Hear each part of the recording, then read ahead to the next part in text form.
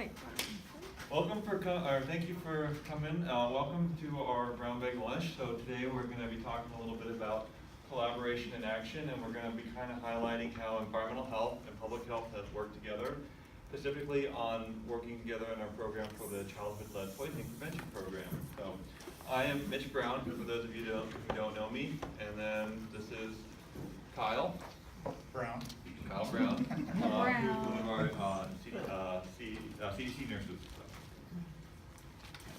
A little bit of overview, kind of talk a little bit of introduction of what our program does, and then we're going to look at a case study to kind of highlight how it is that we work together. And then so we're recycling a little bit of our presentation, and we're talking about prevention efforts, but this is kind of to hopefully inspire you guys if you guys want to be involved with our lead poisoning prevention program. What else we've got coming down the line. Could use all the help we can get. So kind of a little bit of a background. So we used to be environmental health and nursing, and then some outside agencies. We kind of all worked together, but not together. And so when I was here about 10 years ago, I was doing some lead investigations, but we didn't have the involvement of the nursing staff until about 2013 is when I understand when we did the CHINS grant, which was the Child Care Inspection Standards grant.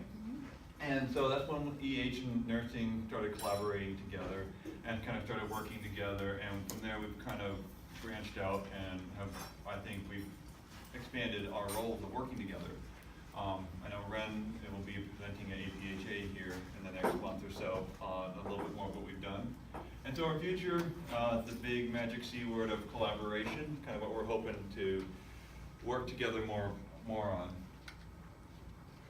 So background, a little bit, the environmental health role in the childhood lead poisoning prevention program is we do the lead environmental site assessment. So I've got my certification as a lead-based paint inspector and a risk assessor. So we get to use the cool machines and radioactive guns that kind of help us measure the amount of lead that's in some of the surfaces. We also do some education for the patient and the family. More so, we're on the preventative side of things, and the environmental side of how can you prevent and help keep your family safe from the lead exposures. Because the lead program has been typically under environmental health, I do the program management for the program. So I've been the point of contact with the state for our grant that we have that we're doing the lead poisoning prevention. And then also we're trying to work this into a healthy home program. So as we kind of get more and more into this program and kind of the manpower, we're looking at hopefully building up more of a healthy home program. So we won't be addressing just lead hazards. We can hopefully start addressing things like the secondhand smoke, allergies, and all these other things. And so that's kind of where I said collaboration is encompassing more of those other programs out there in departments into what we're doing. So we wanted to also incorporate a nursing role into our collaboration. So typically what we do as nurses is we do conduct testing follow-up with the providers. We contact them. We want to make sure that they're doing follow-up, preferably venous tests, confirmatory tests. Sometimes the capillary tests are a little, you can see some big variations in those. So we also facilitate guidance. We talk to them about CDPHE guidance for lead testing, appropriate intervals, what they should be doing for interventions. We also advise guidance adherence. We want to make sure that they're following the guidelines properly, making sure that they're educating the patient and family properly about things like nutrition. We also want to be able to provide referrals too, if applicable, to other services that we provide here at the health department. So things like WIC, and we can also, the HCP program for children with special needs, if that's appropriate. So this is oh yeah, I guess we got that switched. Okay, I think we kind of slided this. Oh no, okay. All right, so our case study today is that environmental health received notification of child with an elevated blood lead level of 18 micrograms per deciliter venous. So it's an accurate test. That's a that's a fairly high level. It's not super high, but as you'll see in later slides, really no level of lead in the blood is safe. So, so we contacted the provider. We saw that a previous test from a year prior was 1.5 micrograms per deciliter, so that's a big jump in a year. So obviously there's some exposure going on. We confirmed with the follow-up 1 week later that also was confirmed at 18 micrograms per deciliter. So with that, 15 microgram per deciliter is our threshold for when we go out and we do a site assessment. And we've done that because that's kind of where the state's at, and then based on manpower as well. So I know sometimes we'll get I guess they want to call them the gray areas. So 5 micrograms per deciliter is the minimum right now. And if we get anything between 5 and 15, unfortunately, we're just trying to educate and hope that it comes back down and continue monitoring, but we haven't done site assessments. So with this child, we did go out and do a site assessment. We did work with Denver Environmental Health on this. This is actually when I just returned back to Jefferson County. And so we weren't quite up to speed yet on our ability to go out and do the inspection. So we kind of geared with them. So what we did when we got there, we interviewed the caregiver of the child that had the elevated blood level. And what we're just trying to do is figure out the patterns and habits of the child to see if there's anywhere that this kid may be exposed to lead. We did an environmental walkthrough, so we look around the house, we look through the house and everything, and just look for items that we've gone through and we've known kind of historically have been issues for lead exposures, and just seeing if there's anything like that. What is something that we're going to want to sample or take a look at?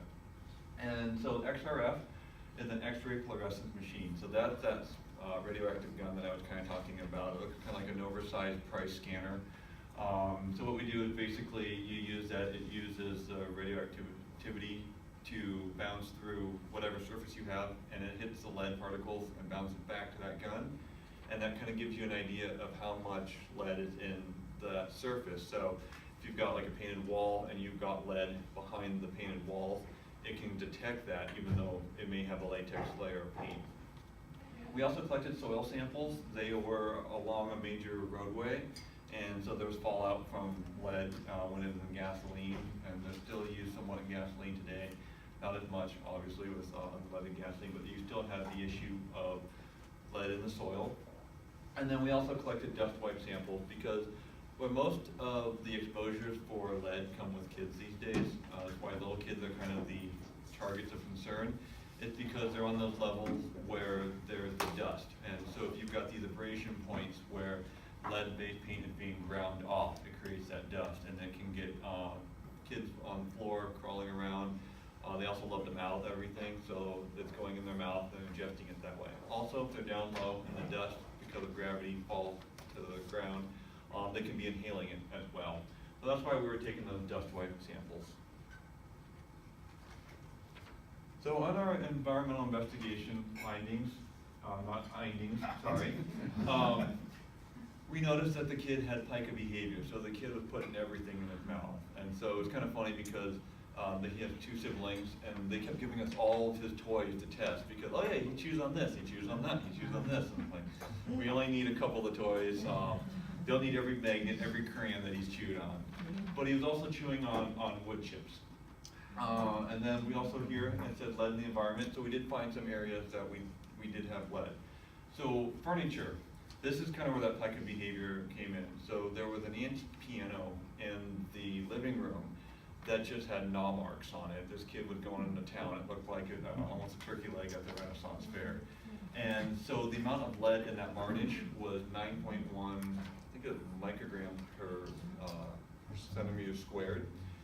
So they think that's where most of his exposure was coming from, which is gnawing off the varnish on this piano leg. There's also lead found in some of the soils outside, so not every part of the yard was full of grass. And since he also had that pica behavior, if he was eating the dirt or if he was playing in the dirt and then putting things in his mouth and not washing his hands. And on some of the windowsills, they did find some lead as well. And I can't remember if it was in the dust or I think it was actually the ceramic glazing, wasn't it? It was the windowsill, the glaze for the windowsill. So it actually wasn't something that he was exposed to, but it had the potential that if that glaze was worn off enough, that he could have been exposed that way as well. I was also gonna add too, as far as the pike behavior, lead, they say tastes sweet, so, children can naturally be kind of drawn to it because it does have a slight sweet taste to it. I have, not from experience, but. Along that line too, was something that we kind of learned at a conference we were at not too long ago, I guess it was back in June, was Dutch Boy, who used to be kind of the #1 maker of the lead-based paint. They had a whole thing where they actually had flavored lead paint, and so if you licked the walls, depending on the color, it had a flavor to it. Like marshmallow or pistachio, it was green, it was pistachio. And they actually had coloring books that they would hand out to encourage the children, to encourage the parents to buy their lead paint because. So for the recommendations that we had for the family, I did a lot of nutritional counseling. So I really encouraged the caregiver the importance of calcium-rich food for the child to help kind of chelate the lead out of the system. You know, things like milk, yogurt, cheese. Also counseled her on the importance of iron-rich foods, leafy green vegetables, dried beans, lean meats, because that also helps bind to the lead and it helps them excrete it faster. Also high vitamin C foods, so citrus, you know, tomatoes, potatoes, that kind of thing, also helps kind of naturally chelate that lead out of the child's body. Mitch talked to the caregiver a lot about environmental control, so keeping the child away from areas that potentially could be high in lead. So for the piano that he liked to gnaw on so much, we made sure that she, because it was such a big, you know, piano's a big thing, that she couldn't necessarily put in storage or away from the child. So he had her wrap the legs up so the child couldn't get to the piano to continue exposing himself to lead. We also encouraged follow-up testing with the provider, making sure that she was keeping regular provider visits to keep testing to make sure that lead level is going down. And then also we did involve outside agencies for support services, so social service type agencies to help with any behavioral needs that the child might have. And also I encouraged, you know, as far as behavioral, because pica can be a behavioral issue, obviously, so maybe the behavioral screenings would help curb that behavior. So as you can see from this, you have a lot of issues that can develop even below 10 micrograms per deciliter. So, you know, a decrease in IQ level, decrease in growth, decrease in hearing. So very low levels of lead is very toxic. So even, you know, you're looking at 18, you may not seem like it's such a big deal for this child, but it really causes a lot of issues. And they're finding that levels even below, because 5 is the cutoff now. But really what they're finding is that no levels of lead is safe. So you can see at this level, he was at increased risk for a lot of different stuff. So vitamin deficiencies, because he's not able to metabolize things like vitamin D, calcium, also, you know, destruction of red blood cells, things like that. As you get them to upper levels, you can see it starts damaging your nerves at this level. And then you start getting up into the upper levels, and that's a medical emergency. Anything up in this range would be immediate hospitalization and chelation to help prevent things like, you know, destruction of your nephropathy, destruction of your kidneys, or encephalopathy, swelling of the brain, and even death. So, so as you can see, we had our initial 18 micrograms per deciliter on the 1st of July. The reading taken a week later came back with the same reading. And then there was kind of a gap there. The child should have been tested monthly at that level, at a minimum. But, you know, because of the home situation for the child, I think that was wasn't as much follow-up as it should have been.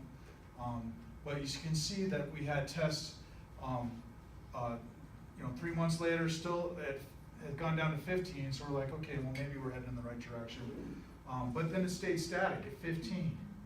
As you can see, all the way down to right here, the 25th of January, we still have a big period of 15, so we were really perplexed of why this child was not excreting this lead like they should be. You should be seeing a steady drop of the lead level.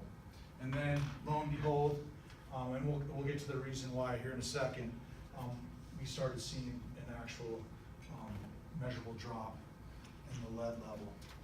One thing I want to point out too, because we kept seeing the consistent 15s, we did actually go out and do another site visit with the family and try to work with them, trying to identify if there's any other issues or whatnot.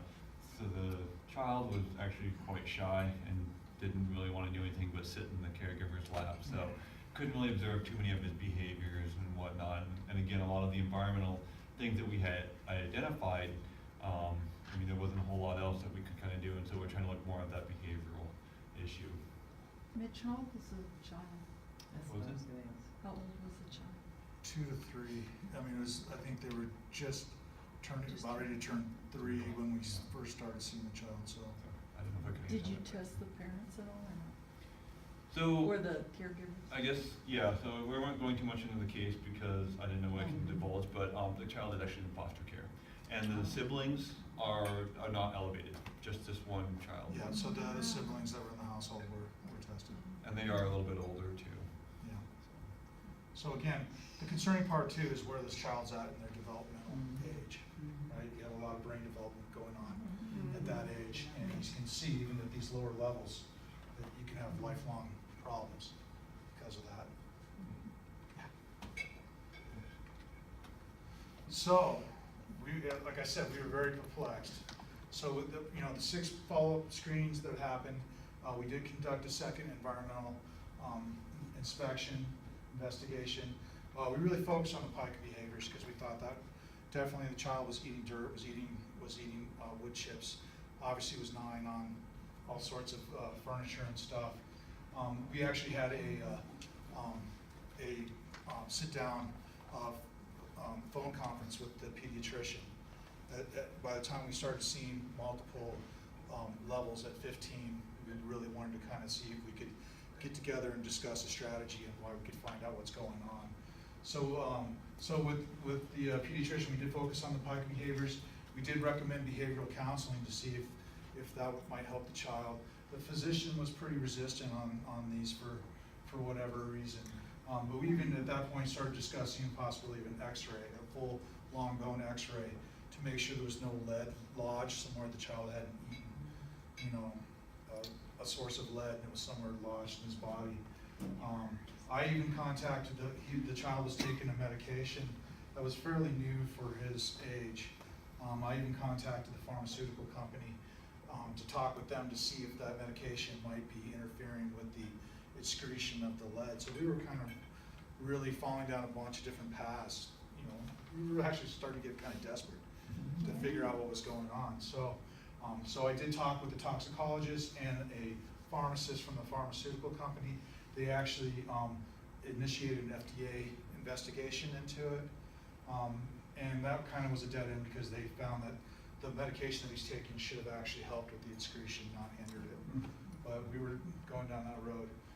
So the static at 15, so what we the physician finally said, I'm going to change labs. He went and talked to an expert at Children's Hospital, and the suggestion was made that let's just change labs and see if that's the problem.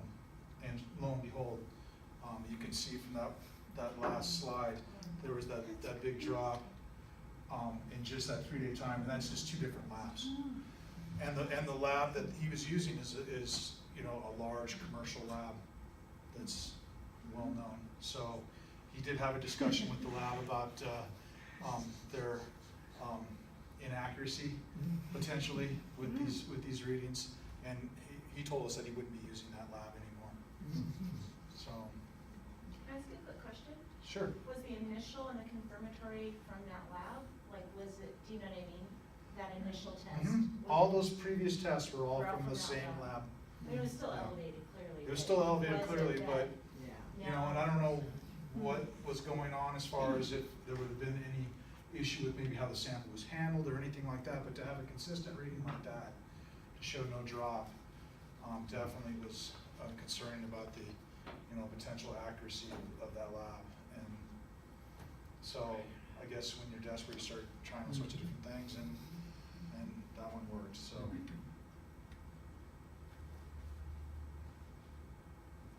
Still me? Okay. So we continue to monitor for the last 6 months. Received 2 more tests. The child was actually kind of changed, was kind of shuffled between caregivers during this time, so there's some definite things going on at home. But the provider is still continuing to test at recommended intervals. I haven't seen like the last test we saw was. Due up this month, actually. Yeah, so he's due, at the level he's at, he should be getting tested minimum of every 3 months, to see if that level's dropping. So hopefully we won't see a test, which means that he's below that 5 level. But we're gonna continue to monitor and keep an eye and see if maybe, hopefully we can get below that 5. I still think there's some of that pica behavior might still be contributing to some of that, why he's not chelating that lead out as fast as he probably should be. Just to kind of clarify too, we keep saying chelating the lead out and getting the lead out.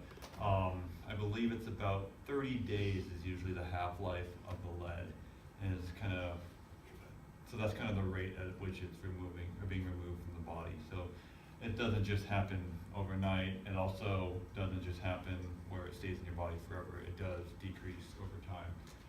Just not really all that fast, in my opinion. How much of the lead is actually absorbed into the body or the blood from whatever's ingested? Well, I think it varies from person to person.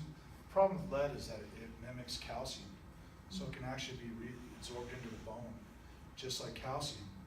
And then if there's a condition in the body that causes you to leach calcium out, you'll also leach out lead.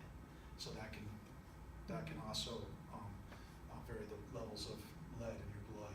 So how much of what's actually ingested is actually absorbed is dependent on the individual? Yeah, I think it's a individual thing. Some people absorb it much more, some people not as much. So, things like nutrition, all that kind of come into play too. So kind of some of the successes. So my line on this is you guys all got lucky because I was gonna sing everything is awesome because we worked with a team, but Kyle vetoed that. So you guys are fortunate for that. But pretty much what we felt was successes is that we were able to identify environmental hazards. We were able to work together, kind of use, in this case, because we had Denver Environmental Health with us, but we had 3 heads, and in this case 3 heads is better than 1, but we've gone out with some other ones. We've gone out with Jennifer on another case, and it's just nice having that extra set of eyes, an extra line of thinking to say, hey, what could be some other issues that I'm not thinking of. It was nice having that liaison between environmental health, the provider, and providing the guidance. I'm not necessarily a medical-oriented person, and so having Kyle being that medical-oriented person, being able to kind of go down that route with the family, with the provider, and then, as you guys heard, going, actually the next one even, with the medication research and collaboration, he's able to discuss that with the toxicologist and the pharmacologist and be able to, or I guess pharmacist, and understand that, whereas I would never have had any clue, I wouldn't have or even thought of going that route. So the investigative collaboration was just great again because we have that 2 heads, or 3 heads better than 1. And then there's also a resource referral. So we've got our set of resources that, we say, oh yeah, there's always these resources, but then Kyle's got these other sets of resources that he's worked with before that he knows of, like you were talking about with the Nurse Family Partnership and the WIC and whatnot. And so it just kind of expands that toolbox for our, if you want to call them clients or our cases, to ensure that they're getting the I guess not health care, but Get the complete care. the complete care that they need from us.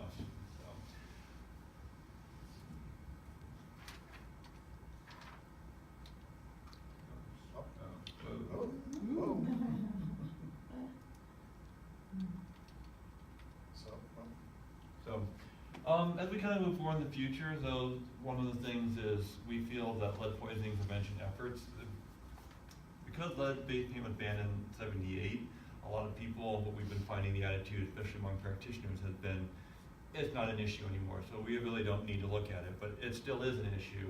And it's actually with what's going on up and Flint, Michigan. Flint, Michigan, thank you. Yes. And Jefferson Public Schools, you know, it's all kind of resurfaced again. So what we're trying to do is hopefully increase the outreach. We're going to do provider lunch and learns, just kind of showing you what happened was last year we were going, or actually earlier this year, we had hosted a lunch and learn here for practitioners to come and kind of learn more about lead and our lead poisoning prevention program. We had 2 people RSVP after we called people, and one of them doesn't even work for a hospital, they work for another organization. So there's a lot of resistance to I guess, test is what we're kind of finding. So I think what we're gonna talk about doing those, if you know, if you know, the mountain didn't go to Muhammad, then Muhammad needs to go to the mountain. So we need to go out, and we're talking about actually going and doing this lunch and learn that we've developed in providers' offices at some point to educate them, to go to them. So, sorry. You know, with that also, we'd like to get the capability to conduct screenings. One of the things is we don't like the fact that if you come in and think that you may have a blood lead level issue, or if we can get somebody to test you, or send you off to someone else to test you. So we're trying to work our way around that to be able to conduct the lead blood screenings in-house. Also collaboration, working to increase our level of collaboration. So it's kind of, we mentioned with Jefferson County Public, or the Jefferson Public Schools, how they went through and they tested all of their water systems after they had their Head Start come up high for lead in the waters. You know, just kind of working with organizations like them to increase the awareness and kind of take action to work on that. Denver Water has actually reached out to us and said, hey, we want to work with you guys. Unfortunately, we don't have a whole lot of people in Denver Water in our jurisdiction, but they've worked heavily with Denver Environmental Health as well, and a collaborative to provide that water sampling assistance. Education, again, everything we do, a lot of it is based on education and continuing to provide that education about lead poisoning. You know, we're trying to overturn that idea that lead poisoning is no longer an issue. And then our visions, like we talked about, is kind of making it part of healthy homes so we can expand that scope. It's not just lead, there's all these other factors that we can address. And then providing that comprehensive response to our basically the public, our clients in our cases. Anything else you want to add? No, I think you summed it up good. So thank you guys. I know we did that kind of quick, but that has been our slogan and what can Brown do for you. So that was originally a 45-minute, supposed to be a 45-minute presentation. We kind of had to shave off a little bit. So if you guys have questions or any clarification.